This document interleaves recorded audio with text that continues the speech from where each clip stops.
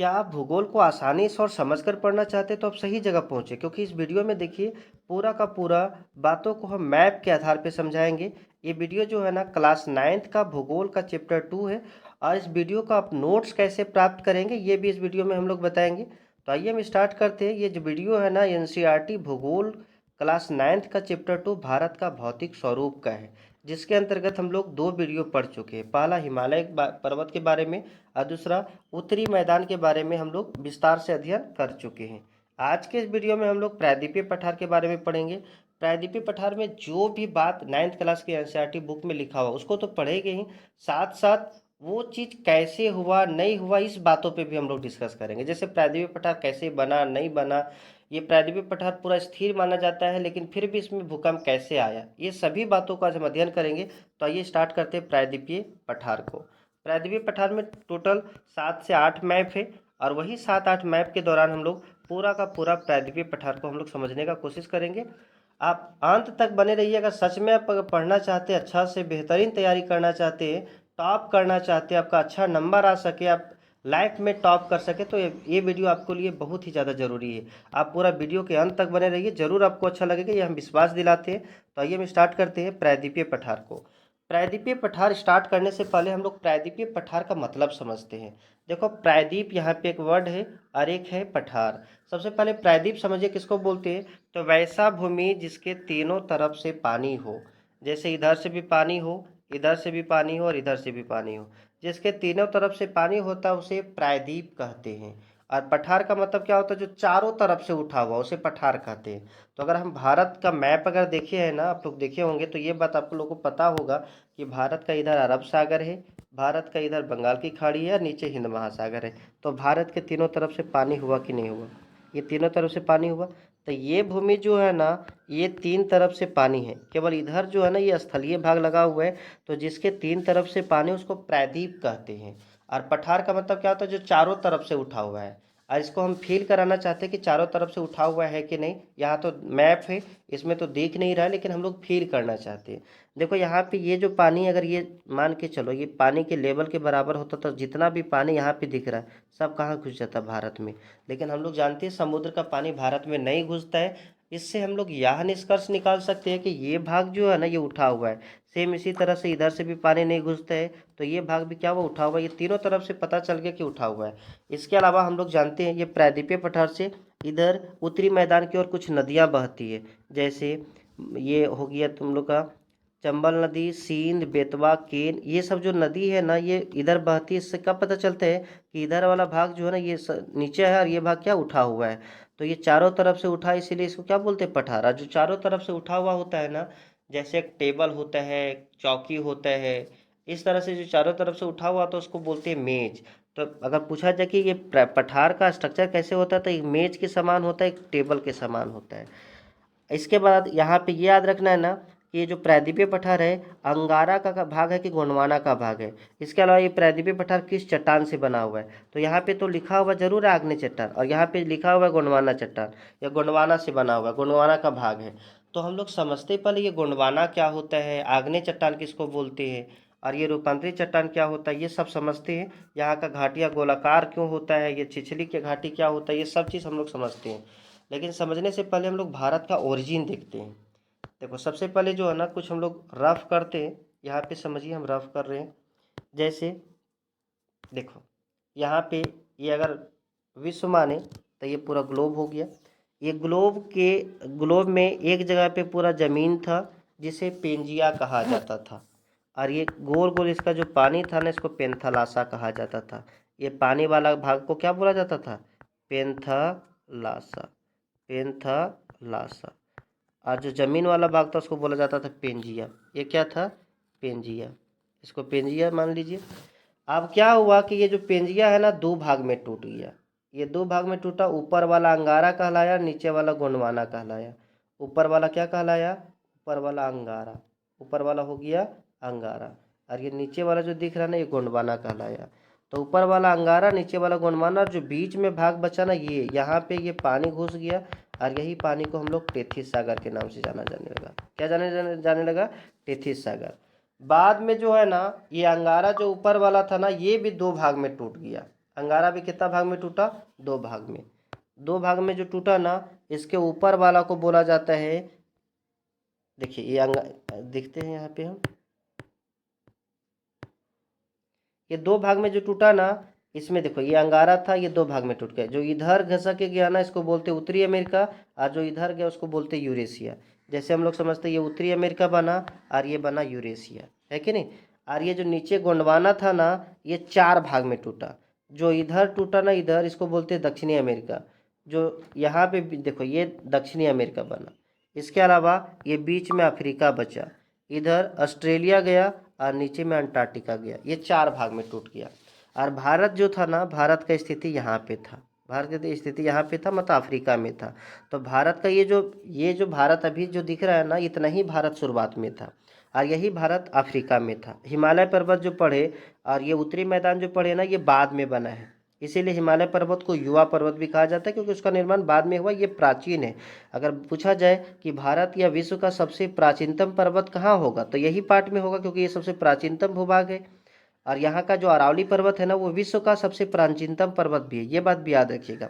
अब क्या हुआ कि यहाँ पे जो ये भारत था ना, ये मूव करना स्टार्ट हुआ, अपवाहित होना स्टार्ट हुआ।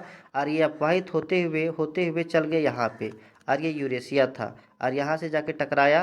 और जब कोई भी चीज़ टकराता है तो एक पर्वत का निर्माण होता है, ये हम लोग हिमालय पर्वत में देखे थे। लेकिन जब ये यहाँ से जा रहा था ना, तो यहाँ पे 2 प्लेट था, एक अरब सागर का प्लेट और दूसरा बंगाल की खाड़ी का प्लेट।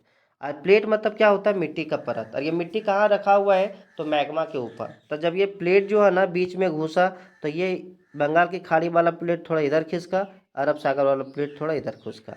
अब ये दोनों खिसकने से यहाँ से क्या हुआ, मैग्मा प्रवाहित हुआ। और ये मैग्मा कहाँ गया, ये भारत पे गिरा। ये भारत पे गिरा मैग्मा, इधर से भी भारत पे गिरा मैग्मा। और कुछ मैग्मा जो है ना समुद्र में गिरा।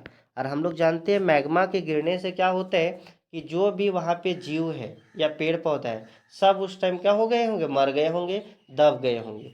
तो यहाँ पे जो समुद्र में जो जीव जंतु दबे, जैसे मछली, बड़ी बड़ी मछली जो थी वो दबी, वो लाखों करोड़ों साल के बाद उससे पेट्रोल बना।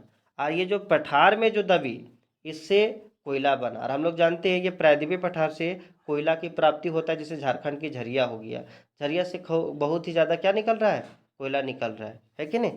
इसके अलावा ये जो चट्टान यहाँ पे ज्वालामुखी यहाँ पे गिर रहा है, और वही ज्वालामुखी जब ठंडा होता है ना, तो उस चट्टान को आग्नेय चट्टान बोलते हैं।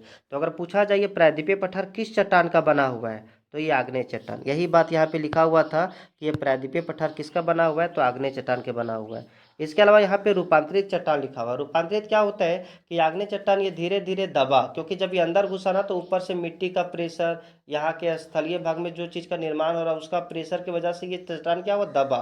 और दबने से इसका रूप बदल गया। देखो कभी भी जो है ना, कोई चीज़ का रूप कब बदलता है, तो हम लोग जानते हैं 2 तरीका से रूप बदला जा सकता है, एक गर्म करके और दूसरा दबा करके। गर्म करके कैसे, देखिए कच्चा अंडा है, अगर कच्चा अंडा को हम गर्म कर देना तो उसका रूप बदल जाएगा। या तो किसी का चेहरा है, उस पर गर्म पानी अगर हम फेंक देना, पूरा गर्म पानी 100 डिग्री सेल्सियस खोलता हुआ, तो उसका भी रूप बदल जाता है।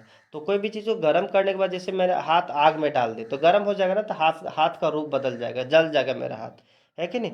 इसके अलावा कोई चीज़ को दबा देंगे ना, तब भी रूप बदल जाएगा। जैसे कल्पना करो कोई चीज़ रखा हुआ है और उस पर कोई गाड़ी चढ़ा दे, या तो कोई चीज़ रखा हुआ है उसमें एक लोहा पार्टी नहीं होता, वो पार्टी उसके ऊपर बाजार दे, तो क्या होता है, उसका रूप बदलेगा नहीं बदलेगा। तो ये 2 वजह से रूप बदलता है। और हम लोग जानते हैं ये चट्टान जो है ना धीरे धीरे अंदर घुसा, और पृथ्वी के अंदर में मैग्मा था, तो अंदर से गर्मी और ऊपर से दबाव, दोनों की वजह से रूप बदल गया, इसलिए इसको रूपांतरित चट्टान भी कहा जाता है। ठीक है। और ये किसका भाग है, गोंडवाना का भाग। अभी हम लोग देखें ना, ये जो भारत जो था ना नीचे था, नीचे क्या था, गोंडवाना था। तो ये गोंडवाना भाग था, ये अपवाह होकर के आया कहाँ पे, अंगारा में आया है। ये प्राचीनतम भूभाग है। प्राचीनतम भूभाग क्यों है, क्योंकि देखो हिमालय पर्वत बाद में बना, उत्तरी मैदान बाद में बना, ये प्राचीन है इसीलिए इसको प्राचीनतम भूभाग कहा जाता है। यहाँ का जो पर्वत है ना वो गोलाकार है। कोई भी चीज़ का देखिए, जो भी निर्माण होता है, जब ये बना होगा यहाँ पे पर्वत, तो यहाँ का भी पर्वत नोकीला होगा।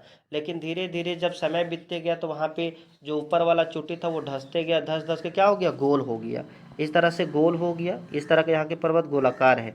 और ये दोनों के बीच में जो घाटी है, ये घाटी ज़्यादा गहरा नहीं है, छिछला है, लगभग समतल के बराबर है, इसीलिए यहाँ पे बोला जाता है ये छिछला घाटी है। ठीक है। तो इतना बात आप लोग को समझ में आ गया होगा। अब हम लोग समझते हैं नेक्स्ट मैप पे। ये प्रायद्वीपीय पठार को 2 भागों में बांटा गया है। देखिए ये प्रायद्वीपीय पठार को कितना भागों में बांटा गया, 2 भागों में। किस आधार पे? तो प्रायद्वीपीय पठार के बीच में एक नदी है जिसको नर्मदा नदी कहते हैं। क्या कहते हैं? नर्मदा नदी। और ये नर्मदा नदी के जो ऊपर है ना उसको बोलते हैं मध्य उच्च भूमि का पठार, और जिस नीचे है उसको बोलते हैं दक्षिण या दक्षिण का पठार। दक्कन या दक्षिण का पठार, इसको हम समझते हैं। यहाँ पे देखिए, इसमें जो है ना मेनली हम लोग मध्य उच्च भूमि के पठार के बारे में पढ़ेंगे। अगला मैप में हम लोग दक्कन के पठार के बारे में पढ़ेंगे। ये देखो, ये बीच में जो नदी दिख रहा है ना, ये नर्मदा नदी है। ये नर्मदा नदी जो है ना दो पर्वत के बीच से होते हुए बहती है। ये जो ऊपर वाला पर्वत दिख रहा है ना, ये है विंध्य पर्वत।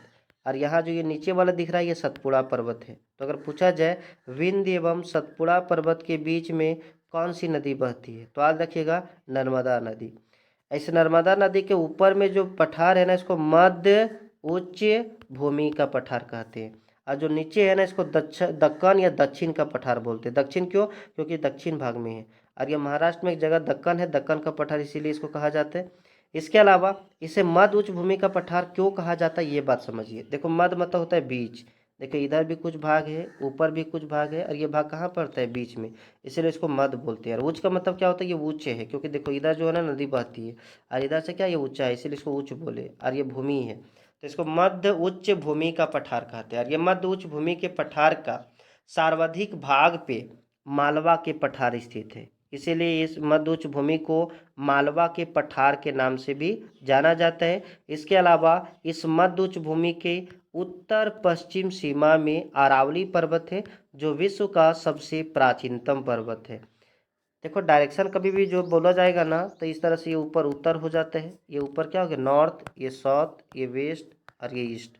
तो यहाँ पे कोई चीज़ है ना तो इसको बोलते हैं नॉर्थ ईस्ट। क्या बोलते हैं? North west. तो ये उत्तर पश्चिम दिशा में है। इसके अलावा ये मध्य उच्च भूमि के पठार में जो मालवा के पठार है, इसके पूर्वी विस्तार को स्थानीय नामों से, जैसे यहाँ पे एक बुंदेलखंड का पठार है और एक यहाँ पे बघेलखंड का पठार है। इसके अलावा इसके और पूरब जाएंगे ना तो राजमहल की पहाड़ी है, जो कहाँ पे स्थित है? झारखंड में है। ठीक है, अब हम लोग अगला मैप पे चलते हैं। तो हम लोग को इतना ही याद रखना है, मध्य उच्च भूमि का सर्वाधिक विस्तार मालवा में, मालवा का पठार है। मालवा का पठार कहाँ है? मेनली तो मध्य प्रदेश में है। ठीक, इसका पूर्वी विस्तार बुंदेलखंड तथा बघेलखंड के पठार के नाम से जाना जाता है। इसके अलावा इसका और पूरब में जाएंगे ना तो राजमहल की पहाड़ियाँ हैं। इसके अलावा हम लोग समझते हैं कि ये जो मध्य उच्च भूमि का पठार है ना, ये पश्चिमी भाग चौड़ा है। देखो ये भाग क्या है? चौड़ा है। और ये पूरब में जाएंगे ना तो ये पतला हो गया, संकीर्ण हो गया।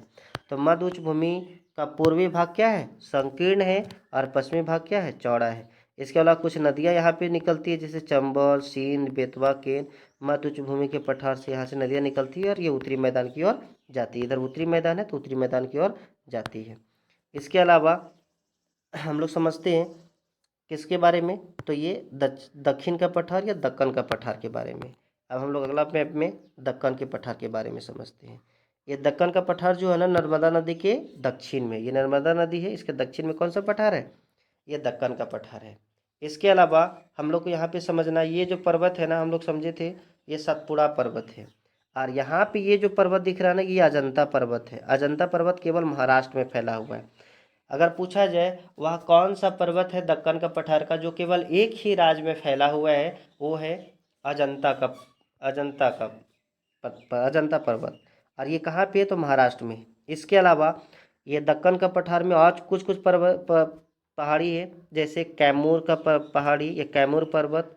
इसके अलावा मैकाल पहाड़ी, महादेव, ये महादेव है और ये मैकाल है। ये क्या है? महादेव। और ये क्या है? कैमूर। और ये क्या है? मैकाल। और ये जो दिख रहा है ना ये राजमहल की पहाड़ी है। और ये छोटा नागपुर का पठार है जो झारखंड में स्थित है। इतना चीज़ हम लोग देखें, फिर से एक बार देख लीजिए।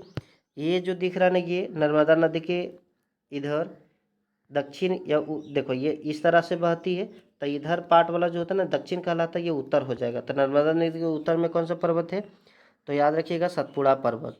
और ये सतपुड़ा पर्वत और ये कौन सा पर्वत है? ये अजंता पर्वत। ये दोनों के बीच में भी एक नदी बहती है जिसको ताप्ती नदी बोलते हैं। ये हम लोग नदी वाला चैप्टर में अच्छा से देखेंगे। इसके अलावा ये जो पर्वत दिख रहा है ये महादेव पर्वत है, ये कैमूर पर्वत है, ये मैकाल पर्वत है, और ये नाजमहल की पहाड़ी है। और ये जो पठार है ना छोटा नागपुर का पठार है। ठीक, इसके अलावा ये जो पर्वत दिख रहा है ना, ये जो पर्वत दिख रहा है, ये पहाड़ी जो दिख रहा है, इसको बोलते हैं पश्चिमी घाट पर्वतमाला। इसको क्या बोलते हैं? पश्चिमी घाट पर्वतमाला। और इधर वाला जो दिख रहा है ना ये पूर्वी घाट पर्वतमाला है। ये दोनों में क्या अंतर है? तो पूर्वी घाट पर्वतमाला जो है ना ये कटा फटा है। ये देखिए यहाँ पे खाली दिख रहा है, ये बीच में खाली दिख रहा है, यहाँ पे भी खाली दिख रहा है, यहाँ पे भी कुछ खाली दिख रहा है। तो ये जो है ना कटा फटा है। लेकिन पश्चिमी घाट देखिएगा ना तो सतत है, सतत है, लगातार है, कहीं कटा फटा नहीं है। अब रहा बात सर ये कटा फटा क्यों है? तो ये कटा फटा जो है ना नदियों के आधार पे है। नदी यहाँ से देखो, यहाँ से मेनली 4 नदी निकलती है। चारों नदी जो है ना यहाँ पे क्या की इस पर्वत को काट दी है। नेक्स्ट मैप में हम लोग देखेंगे कि कौन कौन सा नदी निकलती है, इसे हम लोग जान लेते हैं। ये महानदी, गोदावरी, कृष्णा, कावेरी, ये 4 नदी जो है ना इस पठार को काट दिया है। इसके अलावा ये जो पश्चिमी घाट है ना ये कटा फटा नहीं है, ये कटा फटा नहीं है, ये सतत है। यहाँ से अगर आपको जाना है ना इधर, जैसे बंगाल की खाड़ी, इधर अरब सागर है, अगर बंगाल की खाड़ी होते हुए आपको भारत इंटर करना है तो इंटर करने का बहुत रास्ता है, आप लोग इधर से इंटर कर सकते हैं। लेकिन पश्चिमी घाट में आप डायरेक्ट इंटर नहीं कर सकते हैं, केवल और केवल दर्रा के द्वारा ही आप अंदर घुस सकते हैं। और ये दर्रा बनाया गया है, दर्रा किसको बोलते हैं? तो दो पर्वत के बीच का जो जगह होता है, जैसे ये दोनों पर्वत हो गया, इसका ये बीच का जगह, इसी को दर्रा बोलते हैं। और यहाँ पे केवल पश्चिमी घाट की तरफ से दर्रा के द्वारा ही जा सकते हैं। यहाँ पे मेनली 3 दर्रा है, याद रखिएगा, थाल घाट, भोर घाट और पाल घाट। थार घाट, भोर घाट और पाल घाट, ये 3 दर्रा है। कौन कौन? थाल थाल घाट, भोर घाट, भोर घाट और पाल घाट। इसको केवल दर्रा के द्वारा ही पास किया जा सकता है। इसके अलावा और क्या याद रखना है? पश्चिमी घाट का जो ये पर्वत है ना ये इधर ज़्यादा ऊंचा है। जैसे जैसे इसके हम उत्तर की ओर जाएंगे ना तो ऊंचाई घटते जाता है, इधर ज़्यादा ऊंचा है। अब इधर रहा बात कि सर ज़्यादा ऊंचा क्यों होता है? तो हम लोग देखे थे ना कि जब हिमालय पर्वत बना था तो 2 प्लेट टकराया था। तो कोई भी 2 चीज़ का टक्कर होता है ना तो ये पिछला हिस्सा जो है ना ये उठ जाता है, क्योंकि कभी भी देखे होंगे 2 चीज़ कोई टकराता है तो ये पीछे वाला चक्का क्या होता है, थोड़ा ऊपर उठ जाता है, तो ये उठा हुआ है। तो हम बोल सकते हैं ये प्रायद्वीपीय पठार का ये दक्षिणी भाग जो है ना उत्तरी भाग की अपेक्षा ज़्यादा उठा हुआ है, ये ज़्यादा ऊपर है। इधर जैसे हम उत्तर की ओर जाते हैं ना तो इसका ऊंचाई क्या होता है? घटते जाता है। इसके अलावा पश्चिमी घाट का सबसे ऊंचा पर्वत, पश्चिमी घाट का सबसे ऊंचा पर्वत जो है ना ये है अनाईमुड़ी का। क्या है? अनाईमुड़ी। देखो अन्नामलाई एक पहाड़ी है, अगर ऊंची चोटी जो है ना अनाईमुड़ी है। जैसे मान के चलो ये इस तरह से ये पूरा पहाड़ हो गया क्या? अन्नामलाई। और एकरा में एक चोटी जो है ना सबसे ऊंचा है, देखिए मान के चलो ये चोटी सबसे ऊंचा है, ये पूरा का पूरा क्या है? अन्नामलाई है। और एक सबसे ऊंचा चोटी ये दिख रहा है और इसी का नाम है अनाईमुड़ी। तो अगर पूछा जाए ये पश्चिमी घाट का सबसे ऊंचा पर्वत कौन सा है तो अन्नामलाई। और सबसे ऊंची चोटी कौन सा है तो अनाईमुड़ी। पश्चिमी घाट की सबसे ऊंची चोटी कौन सा है? अनाईमुड़ी। इसके अलावा ये नीलगिरी पर्वत, नीलगिरी पर्वत कहाँ पे है? तो ये पश्चिमी घाट जो है, कौन सा? ये पश्चिमी घाट। और ये पूर्वी घाट, जहाँ पे ये दोनों मिला है ना वहाँ पे एक पर्वत है या पहाड़ है जिसको बोलते हैं नीलगिरी, नीलगिरी का पहाड़। और ये नीलगिरी पर्वत जो है ना ये नीलगिरी पर्वत का सबसे ऊंची चोटी जो है ना वो डोड़ा बेटा है। क्या है? डोड़ा बेटा। ये दोनों का ऊंचाई दिया गया है, अनाईमुड़ी का 2695 मीटर और ये डोड़ा बेटा है 2633 मीटर। इसके अलावा यहाँ पे याद रखिएगा पूर्वी घाट में, ये तो पश्चिमी घाट का ऊंचा पर्वत हो गया, और पूर्वी घाट का सबसे ऊंचा पर्वत है ना महेंद्रगिरी है। कौन है? महेंद्रगिरी, जिसकी ऊंचाई 1500 मीटर है। इसके अलावा इसमें 2 पर्वत और याद रखिएगा, सेवराय और जावेदी की पहाड़ी। ये कहाँ पे है? तो याद रखिएगा पूर्वी घाट में। ठीक है। इसके अलावा हम लोग अगला मैप पे चलते हैं। ये जो दक्कन का पठार है ना ये यहीं तक नहीं रुका है, इसके अलावा इसका विस्तार इधर भी है, इधर ये इधर भी मुड़ा हुआ है। लेकिन हम लोग जानते हैं यहाँ से एक नदी निकली हिमालय में, हिमालय से मेनली गंगा नदी। और गंगा नदी क्या हुआ कि ये प्रायद्वीपीय पठार को यहाँ से काट दिया है और यहाँ पे ये पूरा मिट्टी भर दी है। यहाँ से एक नदी जाती है गंगा नदी और इसको बोलते हैं मालदा गैप। और ये जो पार्ट दिख रहा है ना ये पठार का ही विस्तार है, जिसको पूर्वी विस्तार हम बोल सकते हैं, है कि नहीं। अब हम लोग इसको देखते हैं कि यहाँ पे क्या क्या है। तो यहाँ पे मेनली देखो ये छोटा नागपुर का पठार था झारखंड का, है कि नहीं। इसके अलावा ये मालदा गैप है, क्योंकि ये नदी जो है ना गंगा नदी काटी, इसको मालदा गैप बोलते हैं। इसके अलावा यहाँ पे एक राज्य है जिसको बोलते हैं मेघालय। क्या बोलते हैं? मेघालय। मेघालय में 3 गो पर्वत है, जिसका विस्तार देखो, गारो, खासी और जयंतिया। ये गारो है, ये खासी है बीच वाला, और ये क्या है, जयंतिया है। तो गारो, खासी और जयंतिया जो है ना, ये पठारी भाग का ही हिस्सा है, और ये दक्कन के पठार के अंतर्गत इसको रखा गया है। इसके अलावा दो पहाड़ी और याद रखिएगा, कार्बी एंगलोंग का पठार और उत्तरी कचार पहाड़ी, ये दो और याद रखिएगा। मतलब एक मेघालय में गारो, खासी, जयंतिया पहाड़ी और कार्बी एंगलोंग की पठार और उत्तरी कचार पहाड़ी, ये सब जो है ना, ये किसका भाग है, तो याद रखिएगा प्रायद्वीपीय पठार का ही भाग है। अगर पूछा जाए गारो, खासी एवं जयंतिया पर्वत जो है ना, वो किस राज्य में स्थित है, तो याद रखिएगा कि मेघालय में। कहाँ पे है, मेघालय में। और ये जो है ना कार्बी एंगलोंग की पठार या उत्तरी कचार पहाड़ी, ये दोनों असम में है। कहाँ पे है, असम में। इसके अलावा हम लोग समझते हैं थोड़ा सा और, ये जो प्रायद्वीपीय पठार है ना, जिसको दक्कन का पठार कहा जाता है, ये दक्कन के पठार का ये पश्चिमी घाट जो है ना, ये ज़्यादा ऊंचा है पूर्वी घाट की अपेक्षा। पश्चिमी घाट की ऊंचाई कितना है, तो 900 से 1600 मीटर। कितना है, 900 से 1600 किलोमीटर, किलोमीटर नहीं सॉरी, मीटर। 900 से 1600 मीटर। और ये जो पूर्वी घाट की ऊंचाई है ना, वो कितना है, 600 मीटर। कितना है, 600 मीटर। और अभी हम लोग देखिए, इसका जो ऊंची चोटी था नीलगिरी, सबसे ऊंची चोटी था क्या, अन्नामलाई। दूसरा क्या था, नीलगिरी। नीलगिरी जो पर्वत है ना, ये टूरिस्ट प्लेस के लिए प्रसिद्ध है। टूरिस्ट प्लेस मतलब तीर्थ स्थल के लिए। यहाँ पे कुछ घूमने वाला प्लेस भी है, जैसे उड़ंग मंगलम, जिसको ऊटी भी बोलते हैं, ऊटी, कोडई कनाल, ये सब जो है ना तीर्थ स्थल किस पे स्थित है, नीलगिरी पर्वत पे। तो अगर पूछा जाए कोडई कनाल या ऊटी जो तीर्थ स्थल है, वो किस पर्वत या पहाड़ी पे स्थित है, तो नीलगिरी पहाड़ी। कौन पहाड़ी, नीलगिरी पहाड़ी। अब यहाँ पे रहा बात कि ये जो पश्चिमी घाट है ना, वो कहाँ है। तो देखो, ये जो है ना पश्चिमी तट है। क्या है, पश्चिमी तट। और ये क्या है, पश्चिमी घाट। पश्चिमी तट किसको बोलते हैं, तो जो समुद्र से लगा हुआ है ना, ये पतला पतला जो दिख रहा है, ये इसको बोलते हैं पश्चिमी तट। क्या बोलते हैं, पश्चिमी तट। और ये बीच वाला जो जगह दिख रहा है ना, ये लैंड जो है ना, ये पश्चिमी तट हो गया। और ये जो पर्वत दिख रहा है, ये पश्चिमी घाट हो गया। जो बीच वाला है ना, इसको बोलते हैं पश्चिमी तटीय मैदान, है कि नहीं। तो ये पश्चिमी तट बोला जाए तो ये तट बोलते हैं, ये बाउंड्री। और पूर्वी घाट बोला जाए तो ये हो गया पूर्वी घाट, है कि नहीं। ये घाट हो गया। पश्चिमी घाट बोलेगा तो ये पश्चिमी घाट पर्वतमाला, मतलब ये प्रायद्वीपीय पठार का भाग है कि नहीं। इसके अलावा हम लोग नेक्स्ट आगे देखते हैं। ये दक्कन ट्राइब मेनली जो है ना काली मृदा से बना है। तो ये था भारत के प्रायद्वीपीय पठार। अगला वीडियो में हम लोग भारतीय मरुस्थल के बारे में पढ़ेंगे।